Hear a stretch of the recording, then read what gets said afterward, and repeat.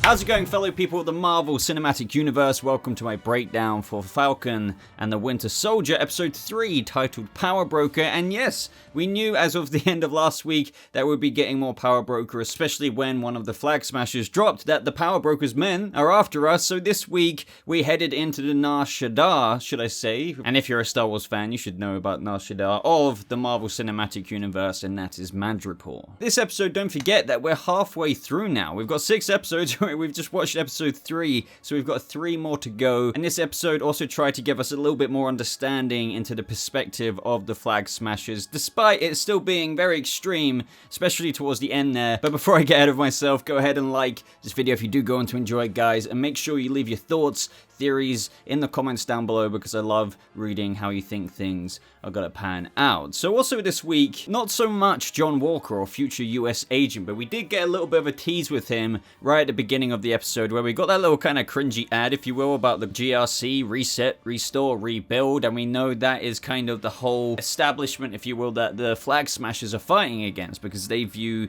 that this world isn't as fair as it is to the people who were there during the 5 years disappearance of billions of people, and that they're favoring the billions of people who returned, which still makes sense to me. But we also do get a little bit of an insight into that, to be fair, a little bit later on from Carly's perspective. But as I was saying, we get to see John Walker on the scene, bursting into a place in Munich, Germany. I believe this was the very same location where the Flagsmashers and Carly found refuge. And in this moment as well, as I kind of said in last week's review, we were starting to see John Walker's true colors. Fair enough, they kind of set him off in the start of the episode and up to the midpoint as a fairly nice guy, but then we started to see the little effects bleed through in terms of his true personality. And when he got spat on in this moment, he was just like, "Do you know who I am?" Obviously referring to his Captain America new title. But like, yeah, I don't know if I want to call this ego or anything like that. It's just more of a, this guy obviously goes on to become US agent. I don't know if they're actually going to call him that in the show, whether he gets a hold of his own serum in this series.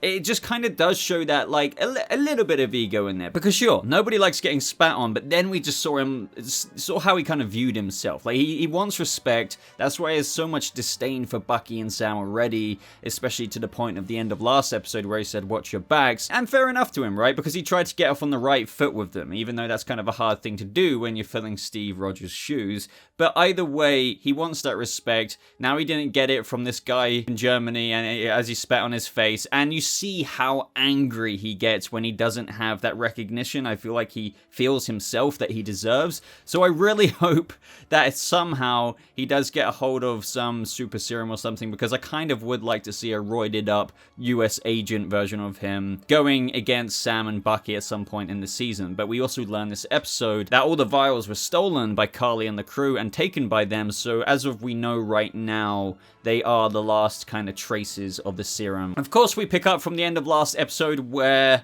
we had Bucky and Sam meet with Baron Zemo. But obviously it was just Bucky because he has more of a history with him. He wanted to go in there alone. And that was this whole episode, really. It did feel kind of more like that kind of spy theme that people keep going on about with Falcon and the Winter Soldier, because it really was like investigating, oh, Baron Zemo has joined Team Hero temporarily. And that was quite enjoyable. I liked Bucky and Zemo's interactions, considering this is like them seeing each other face to face again. He even says, for what it's worth, "I'm sorry, it was never personal. It was simply a means to a necessary end." But Bucky gets down to it in terms of how he's found out they're recreating the super soldier serum. And luckily, Baron Zemo knew the right path to go down in terms of hunting this trail for the super soldier serum, which led them to Madrapore. But yeah, I have to admit, I didn't know what they were doing in this next scene. I was like, okay, so are they just doing a hypothetical breakout, as they said? I think that's what they were setting it up as, right? Where Bucky presented a way that he could break out of jail, and it did seem like a fake scenario, but then lo and behold, it did turn out that he kind of broke out from jail. I did write down in my notes in terms of like, I know Sam's an Avenger, and I know Bucky's been pardoned, but nobody's going to question the fact that they were there on the same day visiting Baron Zemo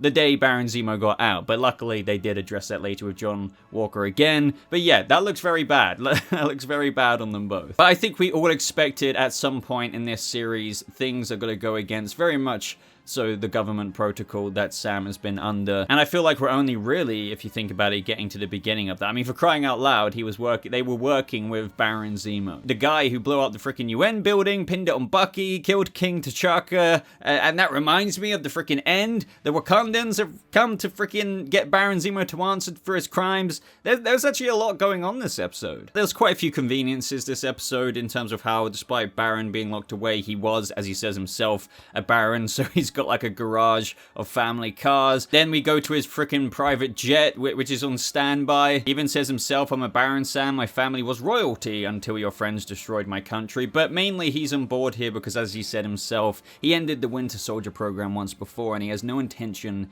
to leave his work unfinished. And of course as well, he finds his little comic book accurate mask in one of his cars, I guess that he used from a previous time. And this is where we cut to Madrapore. From like the outside it looks like Night City, or as I said, Nar Shaddaa from the Star Wars universe, with just some kind of, it looks cool, but really you have like a high town where it's not so bad, but if you want to go to low town, yeah, it's mostly bad. Where's Sam going by the name of Smiling Tiger, and he kind of feels like a pimp, and everyone there just knows Bucky as the Winter Soldier from the amount of time he's spent there in the past. And it was actually really cool just seeing, as they were going throughout the bars and clubs and whatnot, how many people recognized the Winter Soldier, even with the haircut and how he used to have like a little bit of a face mask on before. He's that infamous there that nobody really wants to mess with him. Like, we even had lines where the security came up to Baron Zemo and he's just like, well, yeah, if the person in charge wants to take it out with me, you're gonna have to kind of go through my little friend over here. And nobody really wanted to do that, so he was like, yeah, you can go through and see Selby. But as Baron Zemo said himself, like, in this area, like, the power broker is the law of the land. Every kingdom needs its king, and in Madrapore, he is judge, jury, and executioner. You had graffiti outside with little tidbit details of power broker is always watching, and you see the multiple layers of eyes and whatnot. And to kind of keep up appearances, there was a little bit of a fight outbreak, so Bucky had to kind of take a step into the Winter Soldier mode, and it was kind of cool seeing how easy he could get back into that. Yet again, savage execution. The way he kind of goes about his combat is a lot more brutal, precise, not so much thought in it, rather than just outright execution of an assassin, and that's who he once was. And after going through to Selby, we learn from her that there is indeed the super soldier serum created by Dr. Wilfred Nagel. The power broker had him working on the serum, but things didn't exactly go as planned, and that's kind of a reference to the Flagsmashers, and we get more explanation about that in a minute. But yeah, this is where we had that moment where Sam just got exposed in a phone call. I don't really know how to think about this. I suppose something had to go south, so his sister rang. But yeah, that led to a very kind of action-packed outro scene. I think we had Selby getting taken out by Sharon, who kind of had their backs at the time, who's also just been on the run ever since. She literally has been on the run. Like, it's kind of messed up. Sam got away with it when he was on the run. But yeah, Sharon just kind of got left behind after she helped get Cap Shield back, Falcon's wings and everything. So yeah, but I suspect a little bit more to her in this episode, and I'll get to that in a little bit. One thing the following scenes reminded me of straight up is kind of John Wick, when all the bounty hunters started getting the texts of like these, you know, John Wick going throughout, but except it being Sam, Bucky, and Zemo going throughout Madrapore. So they're getting pursued by every single bounty hunter for the death of Selby. And it's funny that I kind of mentioned the John Wick references because this episode was written, I believe, by the creator of John Wick, Derek Kolstad. Sharon takes them back to her place in Hightown because ever since living off the grid, it seems that she's kind of done well for herself in Hightown. She's kind of lost absolute faith in any of that system as well, talking to Sam about the whole hero thing being a joke. The way Sam gave up that shield must mean that he knows it's all kind of hypocrisy. This conversation leads to a thing that should have always happened, where, well, if you can pardon me or get me a pardon, then, you know, we can help each other out. Sharon agrees to help to find out who Wilfred Nagel is because essentially through being in Hightown, she's made a lot of connections who can reach out to their connections to find out what the super soldier serum is all about and the doctor behind it. And this is where we get like one of those scenes which I think arguably would have been cut out if this wasn't just you know, on a streaming service where you could kind of have these longer episodes, because the next scenes were literally just made up of Baron Zemo, Bucky, and Sam going into clubs. We literally have Baron Zemo like dancing like this. I feel like that could be a gif that just repeats forever. And the end of that scene was just like, hey guys, I found out what's going on. Like Sharon comes in, and that was it. So it was just like a random. I feel like if that was in a movie, that would have most likely 100% got cut out. But it gave us a little bit of, hey, yeah, let's just put him in the club scene, have a bit of a good time. I'm surprised that they resisted the urge to get Sam and Bucky to do a little bit of dancing the way that Baron Zemo came across, but maybe that would have been a bit too much MCU humor for some people. But yeah, overall, like, it's really cool to see Madrapore in live action. In terms of like the source material, there is a lot more going on there in terms of like what's underneath Madrapore, or just like the lore that kind of ties in even mutants, X-Men and stuff. But in terms of what we have got right now in the MCU, like, I was really enjoying seeing this coming. I didn't even know we were going to get it this soon in the series, but then again, I keep forgetting it's only 6 episodes and we're 3 episodes in now. But ultimately, this leads the gang to a bunch of shipment containers, and at the back of the container is a door, and inside, lo and behold, we see Dr. Wilfred singing away as he does his lab work. And while Sharon takes care of things outside in terms of other bounty hunters who could arguably kill her, but she very badassly takes care of them, one person after person after person. But you have to argue that, come on, Bucky, Sam, like, one of you could have gone outside to help. Like, she could have arguably died very easily, but she didn't. Either way, the explanation we get from Dr. Wilfred is that he was brought into Hydra's Winter Soldier program to pick up their work after the 5 failed test subjects in Siberia. And when Hydra fell, he was recruited by the CIA. And they had blood samples of an American test subject who he refers to, which was actually Isaiah back then, who we met, I believe, just last episode. And obviously he has a whole rich history in the comic books, but like, I guess this is the only nod we'll get to him. I don't think we're gonna see him again. I mean, that would be awesome. As I said, I would love to see a whole background show on that. But regardless, they still had the blood samples of Isaiah, and it matches up with what he said and how he was poked and prodded by them. And out of those blood samples were semi-stable traces of the serum, and he was able to isolate the necessary compounds in his blood to recreate the super serum, except slightly altered, because he did mention that he didn't want to do it exactly the way it was done before. So in his own language, he says no jacked up bodies or clunky machines. His one was going to be a bit more subtle, optimized, and perfect. So I'm guessing that kind of means you don't have to like come out looking like Steve Rogers, like going in skinny, coming out like really big. You can just have the frame of someone like Carly and still deliver mad super strength for a punch. I figure that's what he's getting at, but we'll see. This is where we get the very predictable theory of mine that I said last episode come true. All I was doing was putting the dots together. It were very obvious. So this is where Dr. Wilfred confirms that 20 vials were created and Carly Morgenthau stole those. And then he actually even said, can only imagine what the power broker has planned for that poor girl, which refers us back to the text of last episode where he says, you stole what was mine and I'm going to kill you.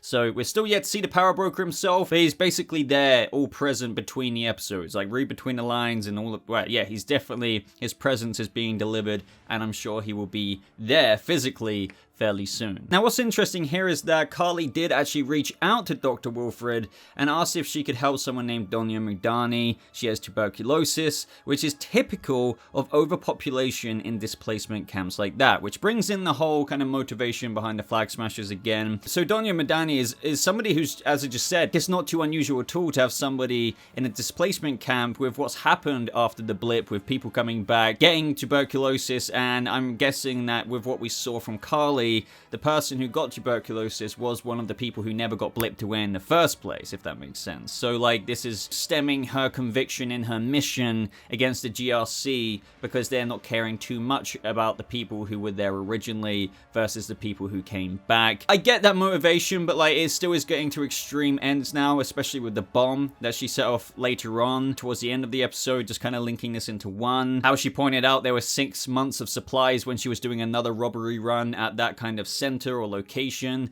that they weren't even using. So you can kind of understand that, but then again, she just detonates a bomb with people inside, and even her freaking flag smasher pal was like, he didn't say this, but it was all over his face, like, I didn't sign up for this. I'm up for, like, defending myself with my superpowers when people come after us, but blowing up people inside, that's another thing. That is most certainly another thing. Now, whilst I'm on the topic of Carly as well, they did speak about Power Broker's men once again, because obviously the last we saw of her, they were in pursuit of her, and then they mentioned in this episode, well, they're not going to be too far behind at all, but she does point out that since they are the last of the serum, like they stole the serum, they took the serum, Power Broker will be coming to them begging. So she's pretty confident that Power Broker won't necessarily kill them, but at the same time, maybe all he needs is just one of them to synthesize the super serum once again. end, so I wouldn't get too confident, Carly. But then again, maybe it's really hard to find a doctor like Dr. Wilfred who is even able to isolate those parts in the blood. Now, when she says they've got the last of the serum, you could be taking it just as in terms of their blood, but they might not have taken every single serum because there is only around 8 or so of them, I believe, that are superpowered. So this could still be a way that John Walker will go from Captain America to US agent. I'm really hoping he stupidly injects himself and becomes all freaking over-centrically, oh, new Captain America, I'm gonna do, prove myself and go freaking crazy.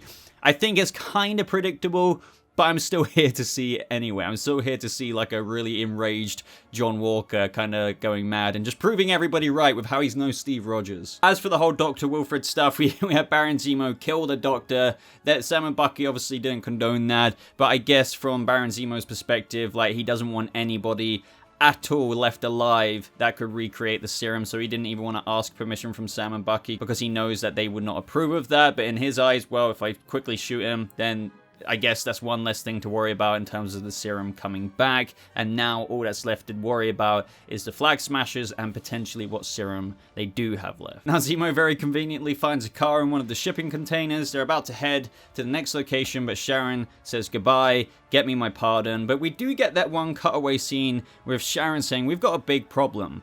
Actually, a couple of them. I'll tell you in the car, let's go. Now, I'm not painting Sharon to be an outright villain, but what I will say about this moment is it's kind of symbolizing to me that maybe there's more to her. The fact that she's been living off the grid in Madrapore ever since like all that stuff went down within the MCU. It makes me think, well, she's not only got friends in high places and connections, what if this means that she's inadvertently connected to Power Broker already? What if the big problem she's talking about and who she's talking to is referring to Sam and Bucky kind of being the problem? I'm not saying that she's going to be defending Power Broker, it's just kind of a thing where since she's been living there, she's made these connections and she's been put in an awkward position where I don't think she's going to be villainous at all. I just think she's somehow connected to this in a way that she hasn't disclosed to our two main characters, Falcon and the Winter Soldier. I mean, you could just say, oh, the problem she's referring to, or the problem or two, is just the fact that, oh, the super serum's out there, we got Sam and Bucky trying to sort it out, and they've broken Baron Zemo out. That's a problem or two, right? But that's just a bit too typical and predictable of an excuse. I choose to believe that she's somehow, with her shady recent years of a past, connected to this. And the episode kind of more or less ends off with the continuation of John Walker going to the prison where Zemo was at. He learns that Sam and Bucky were indeed there the same day Zemo got out, and the methods that they're now going to use to catch up to Sam and Bucky are also going to go quite off book. So not only have Sam and Bucky kind of gone off book, but now the new Cap is, and I don't think he's going to be too happy when they bump into each other, which also kind of leads to that conversation where Sam said maybe he kind of made a mistake, maybe he should have destroyed it, but Bucky said that shield represents a lot of things to a lot of people, including him, so we need a new Cap, and it ain't got to be Walker. So before he destroys it, he's going to take it for himself. And I can't wait to see that happen, because I'm still wondering how do they get the shield back, because John isn't going to want to frickin', give that up. Maybe just random theory from the top of my head, when John and Sam and Bucky do come head to head again, it may be a situation of where John is assumed dead. As I've kind of mentioned in my last week's review, they take the shield, but where he's kind of assumed dead, maybe Battlestar, or maybe John himself injects himself with the serum that is